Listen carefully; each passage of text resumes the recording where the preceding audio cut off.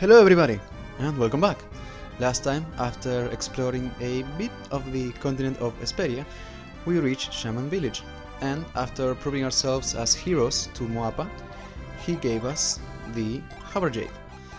And we kinda got some information from the fortune teller to head south, or rather, he advised us against it, but that is actually our next destination. So that's where we're going to be going now.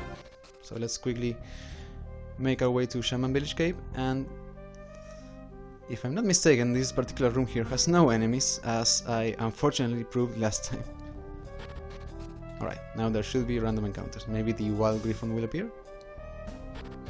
No. Alright, so our next destination is Attica. And we actually want to enter to a very specific river, the one right here. And since I'm still missing one of the sea enemies, I'm not going to cut this part. Hopefully it will appear soon enough, so that I don't have to worry about it anymore.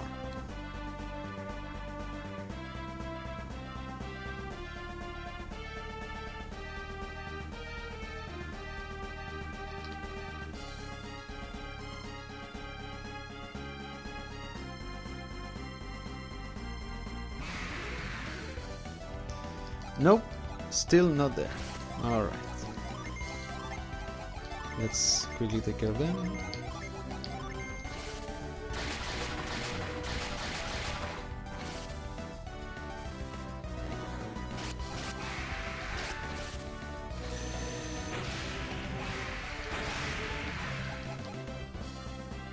Alright.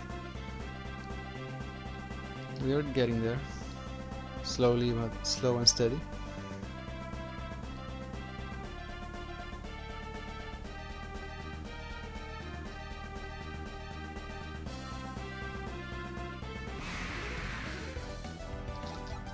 Come on! Why won't it appear? Come on!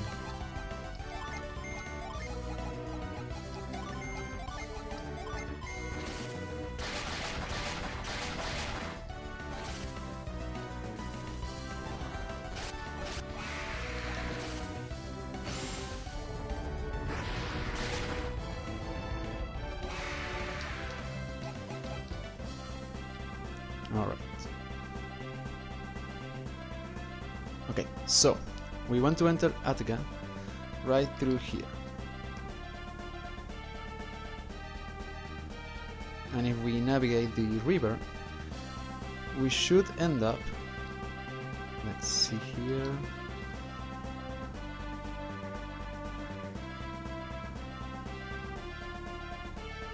Okay, here we go. Yeah, so now we're at a section of the sea that was actually cut off from us because of the rocky spires and the small shoals right here, which I never pointed out, but you can actually land in them as such. But of course we can't do anything there, so let's get back on our ship.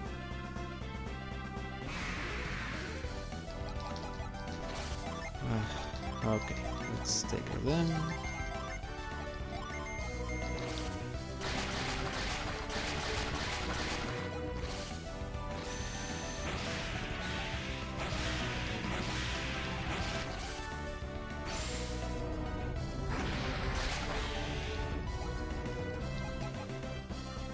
Alright, and here we are at the Attica Inlet.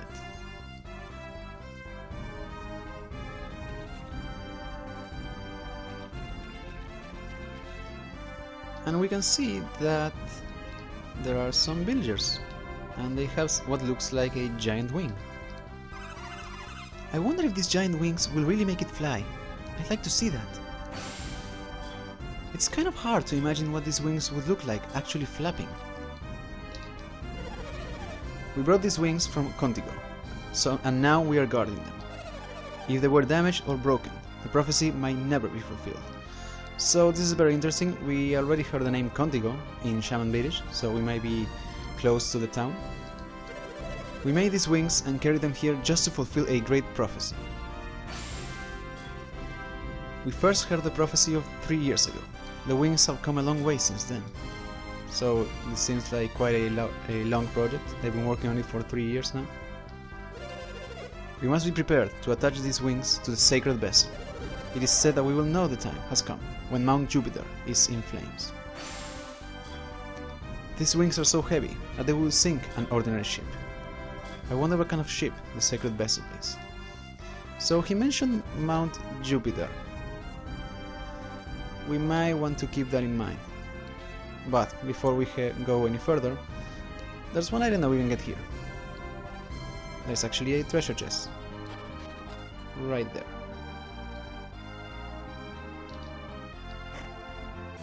And we got a vial.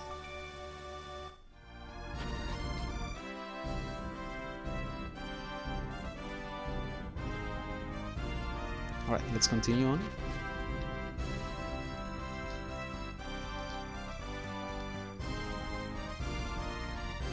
And right here, soon enough, we should be running into, hopefully, the town of Contigo, according to the villagers.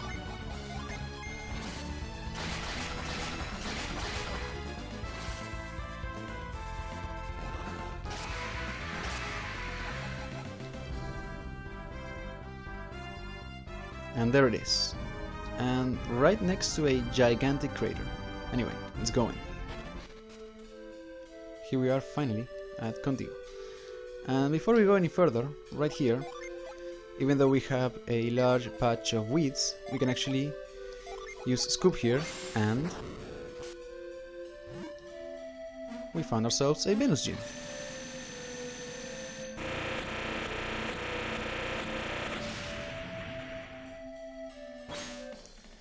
Felix found the Venus gene Salt. Alright, so let's quickly go over Salt. His battle effect is that he removes all status conditions from the party. This also includes the Hunt status condition, but it does not apply to curses. As for the set stat bonus, he provides a +9 to your base HP, +5 to your base synergy, and +1 to your base luck. Alright, let's quickly put it back, and now we have 7 for every element. Nice. Do you know anything about a legend about these people who could control the wind and air? Yeah, it would seem as though he's talking about Jupiter Adams, so let's say yes. Well, the legend says that these giants from Anemos built Contigo with their wind powers. The Anemos blood in our veins often brings about strange miracles. My father doesn't approve of the way I look up to Yegelos. I wish I could have inherited the power of the Anemos. Then I could be a hero. The siblings who inherited the power of the Anemos aren't in Contigo anymore.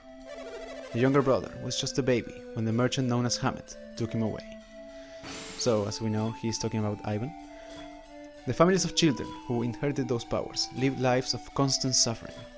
Eventually, they left Contigo to make their fortunes elsewhere.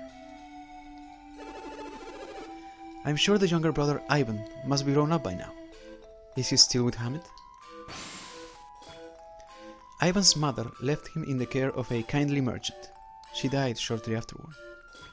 I think she died of sorrow at sending Ivan away. She wanted a better life for him. So we're finally getting a little more on backstory of Ivan. And we also know that apparently he had another sibling. An older sibling. But we don't know anything about that yet. And once again, I really wish that we were actually learning all of this while Ivan was with us. I would love to see his reaction to all this. But anyways, here we have an item. We got some corn. This is quite an odd item because it's a healing item. It restores 100 HP. Nothing special about it. What is kinda special is the symbol right here. We saw this one in the secret cave in the Sea of Time islet, but of course we still can't do anything about it. However, there are a few more things that we can do. For example, I want to quickly go over to the weapon shop.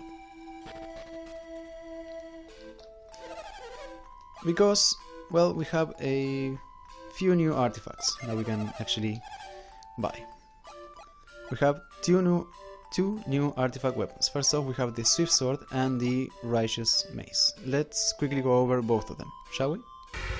The Swift Sword has an attack boost of 104, it provides a plus 10 to Jupiter power, its unleash is called Sonic Smash, it deals no extra Jupiter damage but it may triple the damage dealt. The Righteous Mace has an attack boost of 112, it provides a passive HP recovery of 3, its unleash is called Blinding Smog, it deals 49 extra Jupiter damage and it may inflict delusion. Alright. And we also have a few artifacts piece of armor. First off, we have the Mirrored Shield. It provides a defense boost of 39 and it can be used from your inventory to inflict delusion on 3 targets. Then we have the Jewel Crown. It has a defense boost of 35 and its side effect is that it boosts luck by 5 points.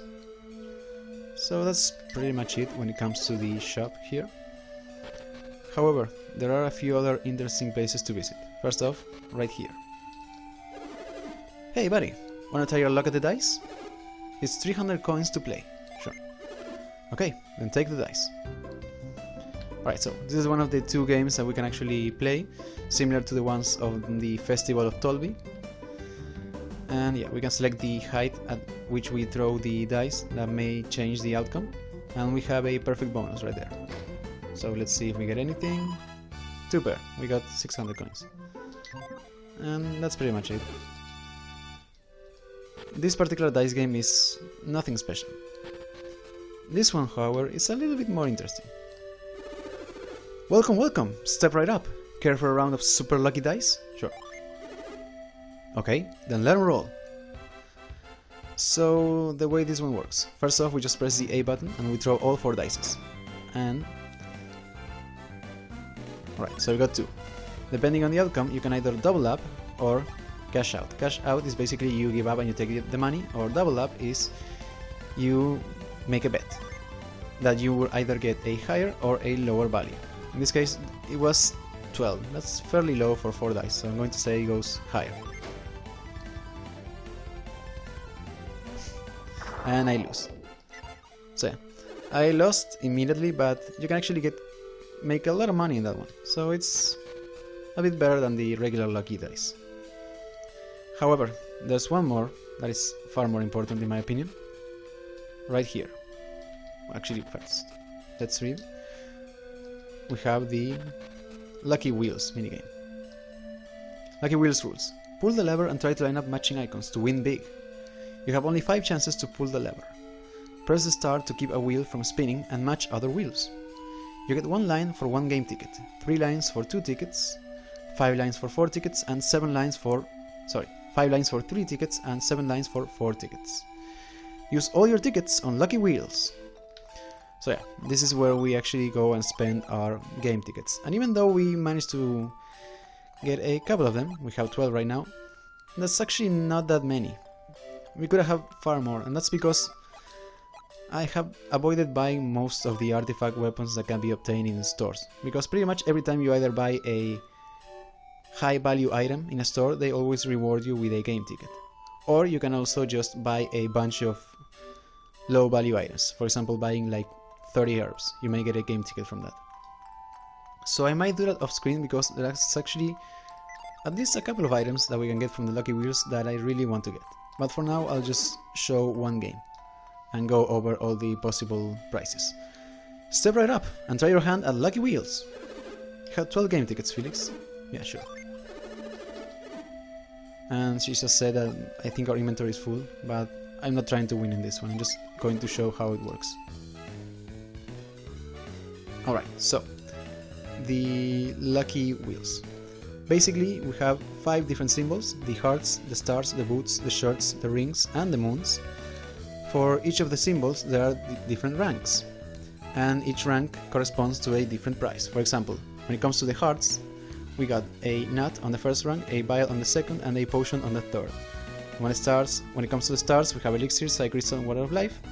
When it comes to the boots, we have, first off, the fur boots, which provide a defense boost of 2 and a plus 15 to mercury resistance, the quick boots, which provide a defense boost of 3 and plus 20 to agility, and finally the hyper boots, which provide a defense boost of 4 and a plus 12 to the unleash rate.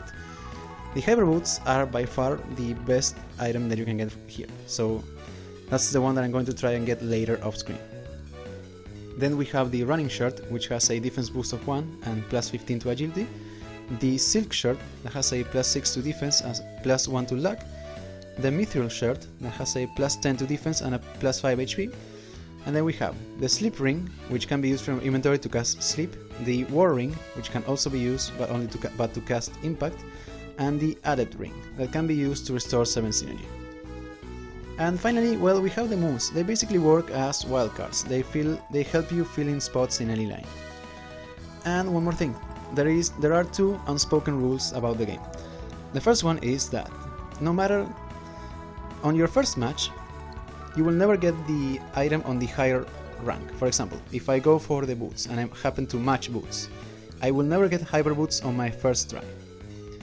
The other rule is that once you get a prize on a specific symbol, if you happen to match for that symbol again, you will never get the same item twice in a row. So if I try to go for the hyper boots and I get the quick boots in my first try, and then I get a match again, the item will either be the fur boots or the hyper boots. Alright, so with that, let's quickly go over let's try one simple game. So yeah, as we were told by this sign, we can actually bet more game tickets and we can see the lines expand. But for now we'll only use one. That was actually not bad. So I'm going to lock in place these ones. Nope. Actually, I'm an idiot. I just forgot. I'm so used to playing by betting all my game tickets that I just realized that it's not a good setup actually. Those one might be. We're getting close. Let's see. Nope, nothing. Too bad. No, we'll play more later. Alright. So there's a little bit more to explore here in the town of Contigo. So let's head to the Animus Sanctum. The wings will be finished shortly. Where is the ship they're going to be attached to? What do we do if we made these wings, and then no boat shows up for us to put them on? Interesting problem. And here we have the other wing, and we can see that we have what looks like geoglyphs or blueprints for what the boat would look like. And it really resembles our Lemurian ship, or at least any regular Lemurian ship. I come a long way to see the flying boat. I hope the prophecies are right. Which part goes where? Does this metal feather connect to that wooden post? It's like a puzzle, and it's getting rather complicated. Alright. And here we have the Animus Sanctum proper. I want to get a good look at the inside of the sanctum, but I can't get this door open. I'm hoping that deciphering these characters on the wall might give me the clue I need. So he's talking about these ones. Felix examined the wall. There are characters carved into it. I keep staring at it, but it's not making any more sense. So luckily for us, somebody took the trouble of actually translating them in the sign right here. Some of them are gates, and some of them are roads. Search with your heart to find the truest path. So that is basically, please use reveal on the door in the middle. And here we are in Animus Sanctum. And this is as far as we can go, unfortunately. I do like that we're listening to the Elemental Star theme. It's a nice theme. But we do have a chest right here. And we got some dragon skin. And we have some odd symbols on the ground to our right and to our left. But we're going to have to ignore this for now.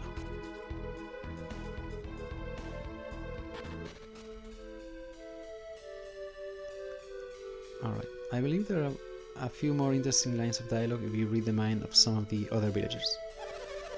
The wings are almost done. We just need to get them to the bay and await the ship. I've been really busy lately, but now that the second wing is almost done, I can rest. Actually, let's head back to town.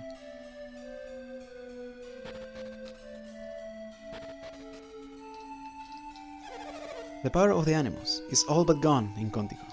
However, it sometimes happens that a newborn suddenly shows power over the wind. Speaking of, we have a baby. The baby's forehead is furrowed, like it's thinking.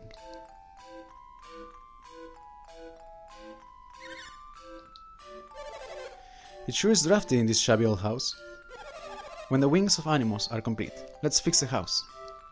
So yeah, that baby may be a future Jupiter adept. I believe there was something, yeah, that's an item right here.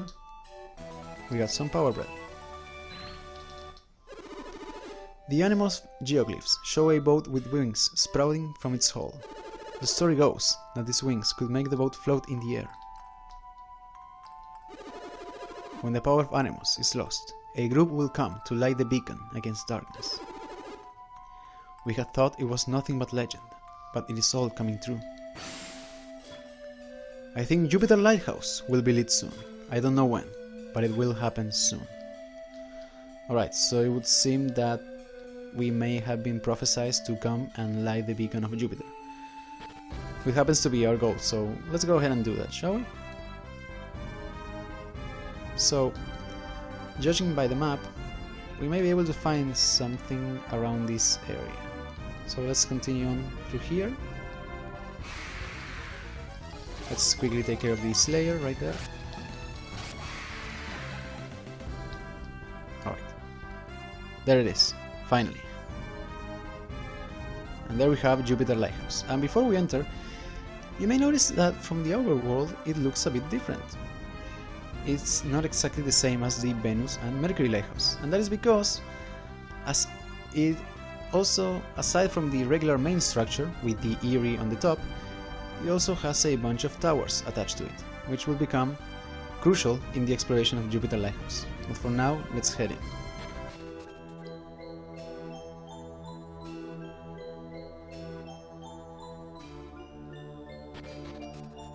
Here we are finally. And right away we have an obstacle. So let's see if we can actually at least clear out the first obstacle for now. And right here we have the same funnels that we saw in the Gabomba Catacombs. So let's use Cyclone.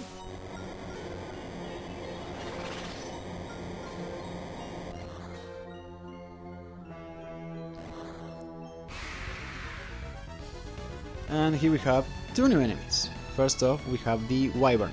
It is level 32. It has 340 HP, no synergy, 339 attack, 108 defense, 149 agility, and 21 luck. It has a Venus resistance of 175, a Mars resistance of 72, a Jupiter resistance of 25, and a Mercury resistance of 100. And it also has a Mars elemental power of 95. It normally yields 469 experience points, which then becomes 609 if we finish him off with the proper gene.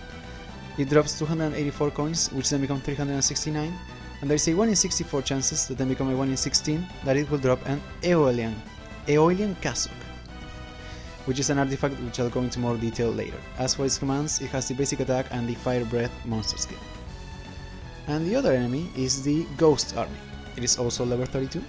It has 250 HP, 18 synergy, 342 attack, 136 defense, 133 agility, and 25 luck. It has a Venus resistance of 72, a Mars resistance of 100, a Jupiter resistance of 25, and a Mercury resistance of 152.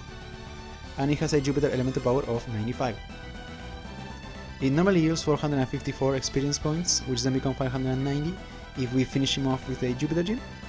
It drops 254 coins, which then become 330, and there is a 1 in 64 chances that then become a 1 in 16 that it will drop a Mist Potion. As for its commands, it has the basic attack, the Pike Assault monster skill, and the Sonic Slash synergy. So, we have new enemies, quite strong ones at that. And also another detail I believe that I did not mention. Even though the Ghost Army knows the Sonic Slash synergy, that synergy has a cost of 20, but if I'm not mistaken, he only has 18 synergy, so he should not be able to perform that move. But we'll see, maybe he'll try.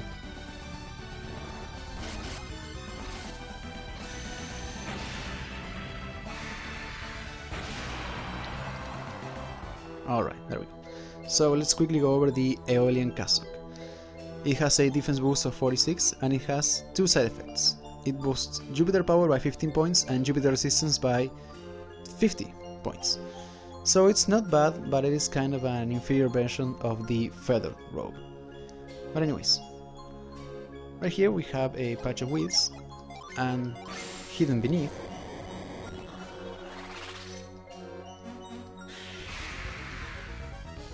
we have another mud plant. This one is level 35. It has 726 HP, no synergy, 352 attack, 99 defense, 152 agility and 20 luck.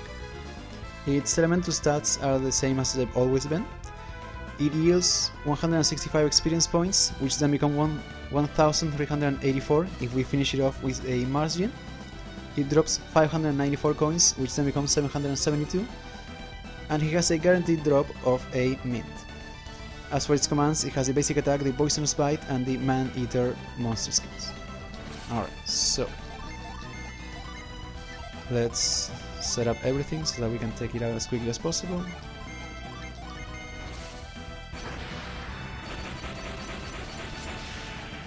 $145.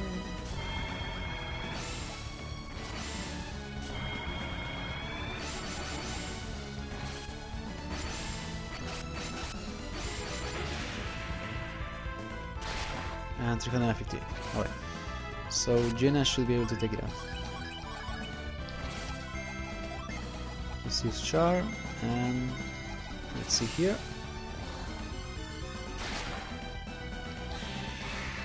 There we go. And we got a mint. Alright.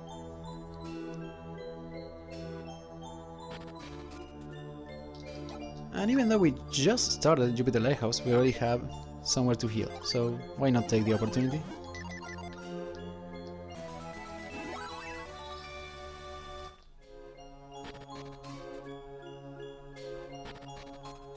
Alright, and right here. So we got the Hover Jade, and therefore we got the Hover Synergy, but we haven't used it at all. And that is because it can only be used in very specific spots. If we try to use it, let's say, right now, we can do much. But whenever we're near any of the purple spots, such as this one, which would indicate that there's a large amount of Jupiter energy stored there, if we use Hover,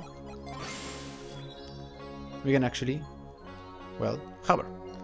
And we have a limited range, but as long as we're right above the purple spot, the range will not diminish. But as soon as we do, we eventually fall. So that is going to be one of the main mechanics for the puzzles around Jupiter Lighthouse. Anyways, we have another new enemy. This is a Devil Scorpion. It is level 32. It has 181 HP, no synergy, 308 attack, 121 defense, 126 agility and 6 luck. It has a Venus and Mercury resistance of 72, a Mars resistance of 48 and a Jupiter resistance of 100. And it has a Venus elemental power of 95. It normally yields 284 experience points, which then become 369 if we finish it off with a Mars Gem. It drops 180 coins, which then become 234, and there is a 1 in 8 chances that then become a 1 in 2 that it will drop an antidote. As for its commands, it has the basic attack, the Poison Tail, Sun Breath and Twin Shear monster skills. So it's been quite a while since we saw this enemy. The last time we saw, well, its palette swap, it was the Scorpion King back at EMP Desert.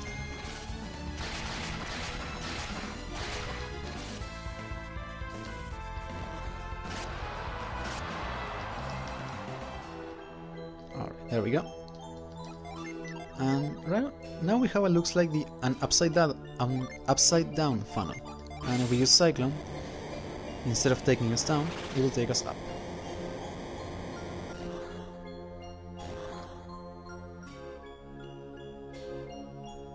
And here we are.